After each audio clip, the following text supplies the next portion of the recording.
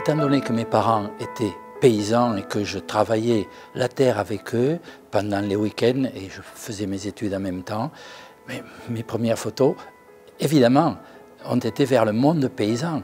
Bien sûr, j'ai commencé par le Lauragais, puisque c'était plus proche de moi, mais dès que j'allais ailleurs, j'allais vers le monde paysan et je pouvais photographier les troupeaux, les gens qui traillaient les brebis, chose que je ne retrouvais pas dans le Lauragais.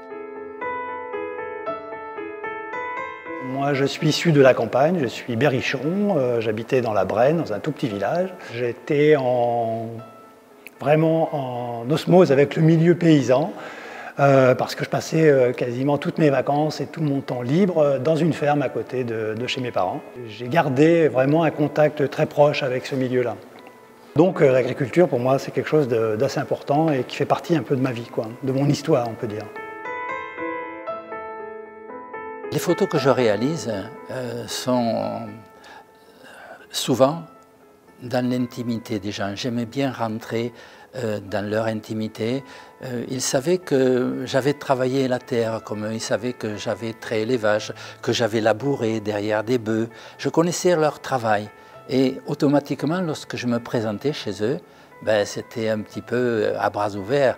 Bon, ils avaient une confiance, ils savaient que je n'allais pas violer leur intimité. C'était vraiment en toute amitié qu'ils me recevaient et qui m'autorisaient à faire toutes les photos que je voulais.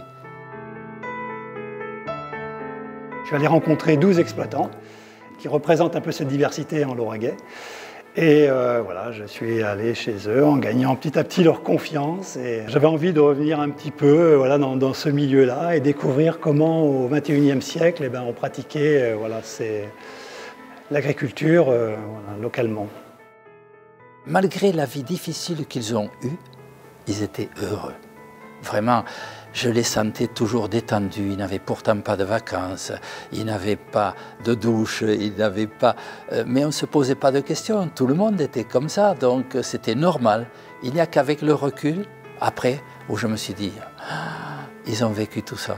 Et c'est là où je me suis dit, mais je vais leur rendre hommage en faisant un livre de ce monde paysan.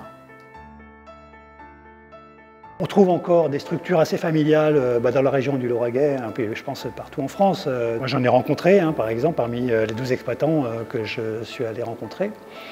Mais voilà, c'est vrai que les structures familiales ont un peu éclaté. Maintenant, voilà, on ne trouve plus plusieurs générations vivant sous le même toit. Ça c'est le gros changement, je pense. La vie agricole est devenue difficile. Les paysans avant se contentaient d'une ou deux paires de bœufs pour labourer, un cheval, quelques vaches pour donner du lait. Mais aujourd'hui, le monde agricole ne peut pas se contenter d'avoir 20 hectares. Il faut 100 hectares. 100 hectares, ça veut dire quoi? Qu'il faut un tracteur, 2 tracteurs, beaucoup de machines agricoles. Tout ça, ça demande des emprunts. Comment rembourser tout cela?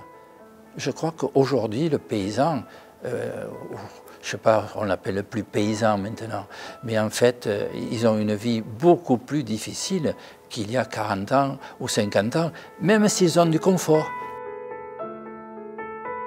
C'est des gens qui sont animés d'une passion, d'une très grande passion pour leur métier.